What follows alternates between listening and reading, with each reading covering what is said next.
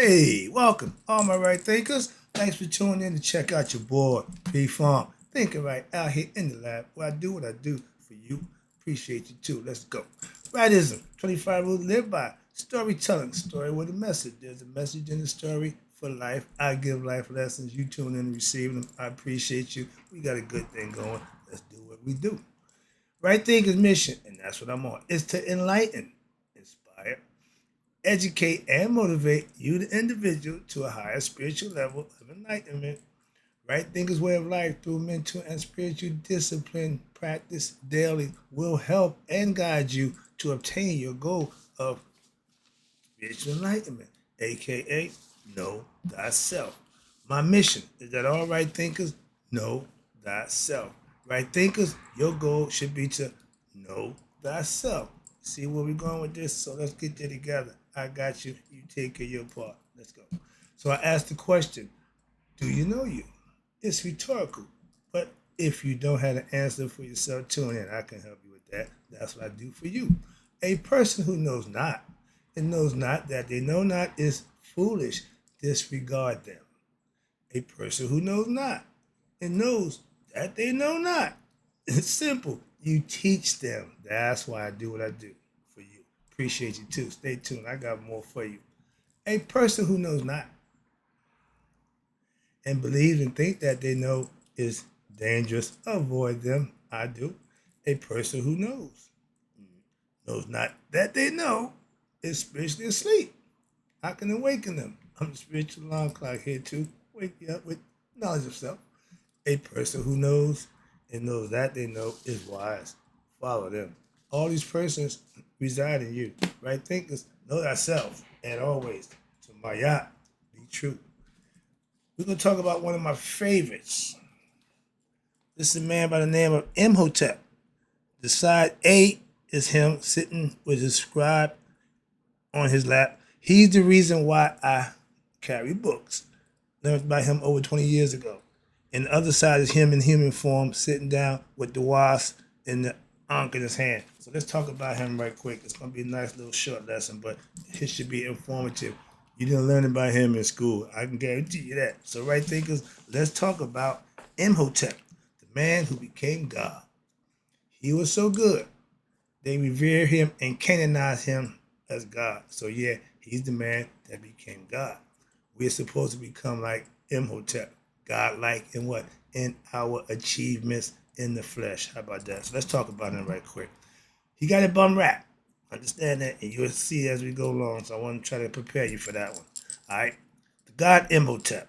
Imhotep was perhaps the greatest sage of ancient Egypt. Now, every culture and every race has one of their greatest sage. Imhotep is ours out of Egypt. Okay. Who lived in the Old Kingdom period, 5,000 to 2,500 BCE. He was a legendary figure, not a historical figure, not a mythological figure. He was a real person. Understand that? So this is the part that's important. In his own time, he was a master healer, meaning medical doctor. To the equipment that he used back then, they still use today to remove cataracts. Okay, doctors, every time they go and see the stuff, the same equipment he used is still being used today. He was a medical doctor. He was a royal architect.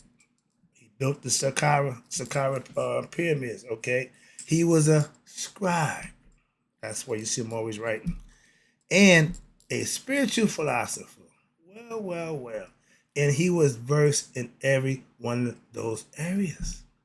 Oh, you professor, you get one, be master one. No, he mastered every endeavor he indulged in. He has skills. Now, his writings have yet to be found or discovered. You know why? He didn't write none. He took care of what he took care of. They looking for the lost books. Everybody looking for something lost. Moving past that, but no, they didn't find and discover. Again, same way we can't discover no grave sites for the biblical characters, they can't find his writings. Why? They don't exist. It makes more sense that, well, they lost, they buried. No, it's a good understanding. I can go with that. Until they're found, they don't exist. Moving on. But some historical records have survived that what show both ancient Egyptians and foreigners alike revered and respected him for what he did. So much what? So that he was deified. How many people we know today that earned that title of being deified? Canonized, excuse me. That means God status. He's elevated himself above man. He ain't the ordinary, regular, run of the mill dude. Okay? He's extraordinary. And in the time when the Greek god Hippocrates and the ancient Greeks went where? I didn't know this information when I was studying Greek mythology. When the ancient Greeks went to study medical science in ancient Egypt, they never mentioned a word to that of that when I was studying the Greek mythology 40 some odd years ago, almost 50 years. They revered, watch this, they revered and worshipped Imhotep under the Greek name Asclepius. Again, they changed the name. If you hear Asclepius, that ain't got nothing to do with Imhotep. If you didn't know him, if the Greeks present him to you, they're gonna present this guy to you, okay, in another name. But that's Imhotep. They're good for that. They change every one of our guys' names another lesson, but that's what they do. They haven't changed a bit. So they revered and respected him, but the Greeks called him Asclepius, and he was known as what? The god of medical science and healing. They did brain surgeries. They did a few other things that modern man couldn't figure out how to do that. Yeah, so we was well advanced in all areas of the human body and astrology, the stars, very versed. And it must be understood, understand this, that the string of movies, here we go, from Hollywood, called The Mummy, wherein they took the sage Imhotep and they depicted him as an evil mummy, not evil mummy, and nothing but gross, that was nothing but a gross interpretation of the truth, which history records. And they made a movie. This man was revered. This man we cannot. Why would he be a sneaky, slick lech sleeping with the Pharaoh's wife? Love affair. Y'all took the Cleopatra story, a couple other stories, and put together, and he became the scapegoat for y'all nonsense. Very disingenuous. So I got a problem with that. But let's talk about now. As a physician, Imhotep is recognized as what? Having started the medical sciences. Oh, somebody should start here. No, he started medical science. What's this? And were codified. Watch this. Medical science. Now, and he is often depicted as a seated bald man. Okay, right there. I'll show you not right here. This is him. Right there. Back in the day, if you saw me with a book in my hand or in my lap or in my desk. But yeah, I'm emulating my man. Okay, Imhotep. Watch this.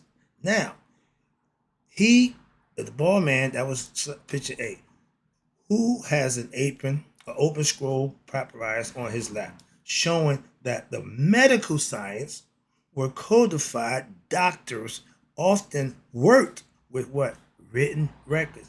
Those records there. The book they talking about, no, but the records right there of previous treatments, kept notes.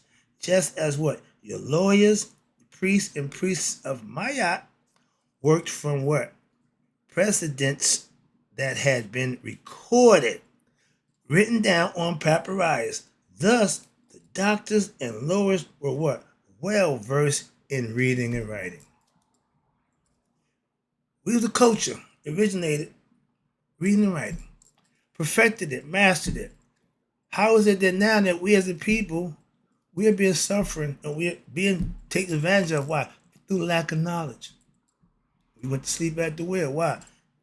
Somebody else is in control of our stuff.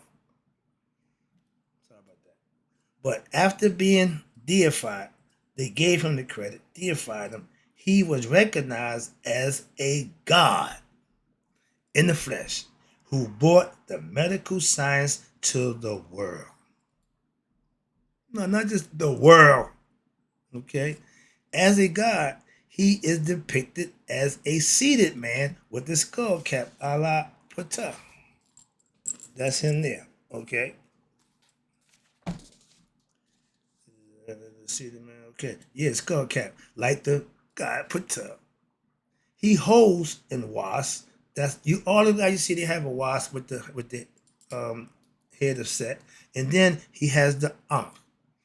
Everybody carry the Ankh. That's the what key of life. It represented life. Moving on.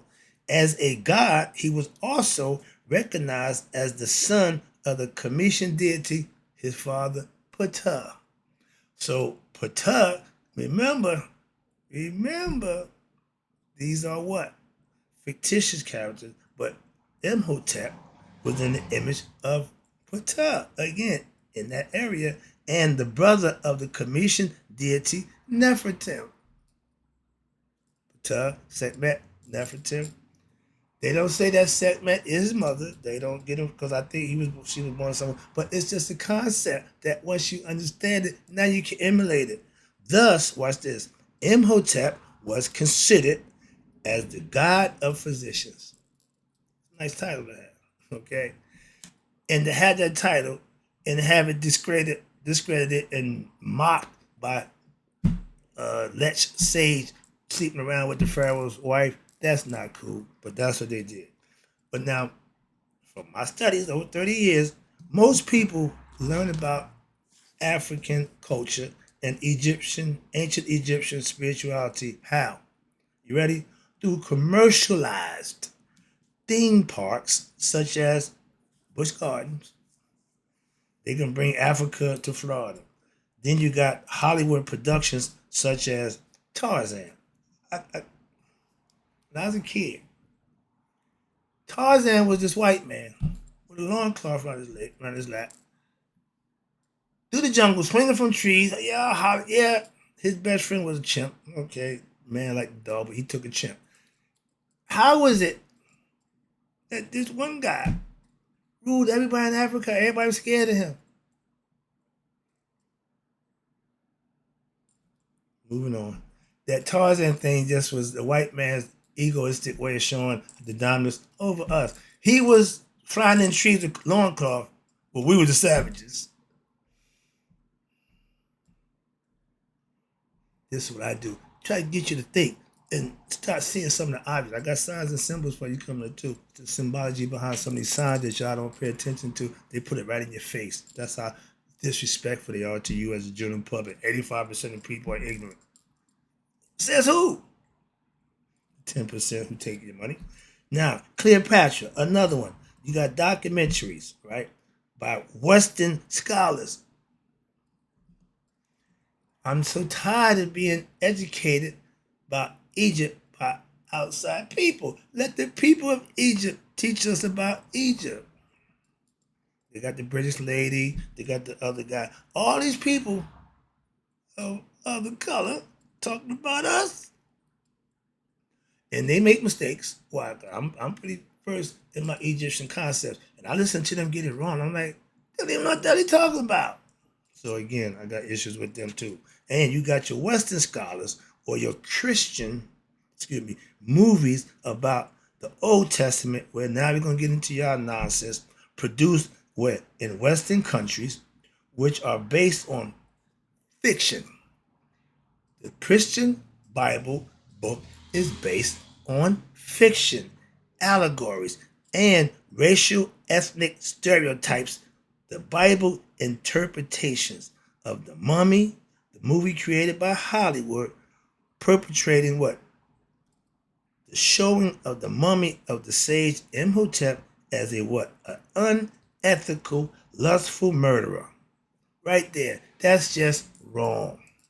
Like the stuff that come out that guy's mouth every time he open it. Wrong. A lie. It's just wrong. But nobody stops them from perpetuating it. Nobody stops them from making millions of dollars off it. So now people's idea of Imhotep is really, distorted. That's not fair. Just moving on.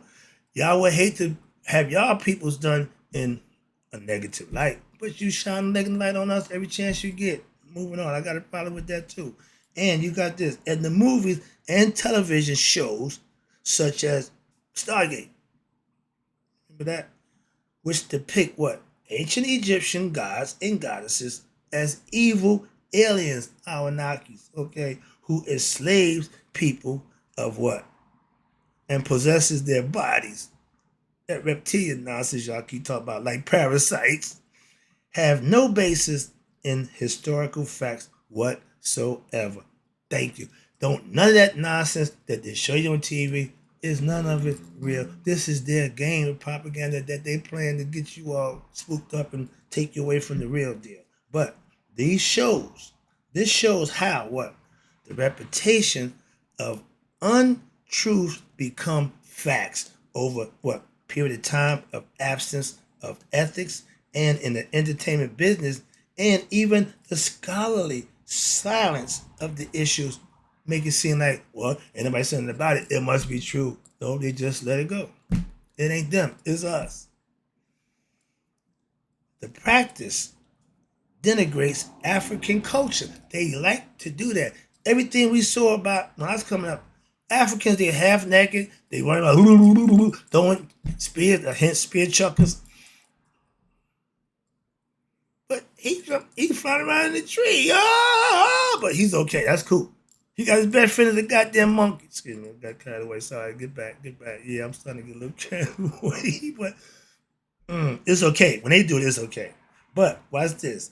Now, the practice didn't denigrates African culture as surely as what? As if the movies that, watch this, if it's the denigrating Moses or Jesus or Christianity or Muhammad or Islam were similarly produced.